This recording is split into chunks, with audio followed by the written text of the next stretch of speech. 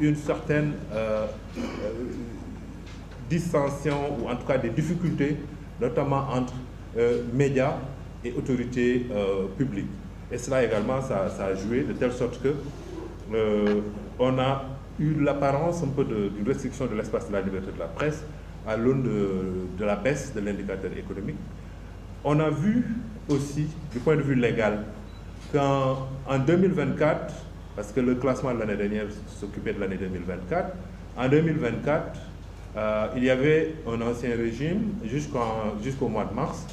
Le nouveau régime qui est arrivé, on a vu dans les premiers mois jusqu'à la fin de l'année, plus ou moins 2024, on a vu que des journalistes étaient effectivement convoqués. Il y a eu des convocations de premiers journalistes, certains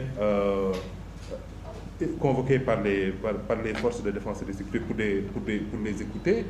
Et ce qu'on avait vu, on a vu que généralement, soit les rares qui étaient gardés en vue repartaient libres. Ça, c'était la tendance de 2024 disons de mars 2024 à décembre 2024. Puis, nous sommes en 2025, donc on a vu la tendance qui est devenue un peu assez compliquée, avec beaucoup de convocations de chroniqueurs, beaucoup de convocations de journalistes, beaucoup d'arrestations, mais également, au lieu que ces gens-là puissent repartir libres après les auditions, on a vu effectivement que la tendance a été corsée. Les gens il y a eu des déferments, il y a eu des mandats de dépôt sur les cas d'un certain nombre de journalistes, de chroniqueurs, comme les cas de Abdou Nguer, comme les cas des chroniqueurs Abdou Nguer et Bachir Fofana, mais aussi Bachir Pape Sané et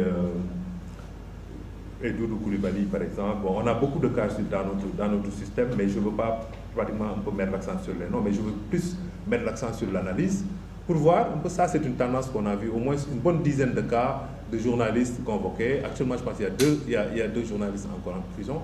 Et maintenant, si on s'intéresse aux motifs, aux charges, on a remarqué qu'il y a deux charges fondamentalement qui revenaient. La première charge, c'était les diffusions de fausses nouvelles.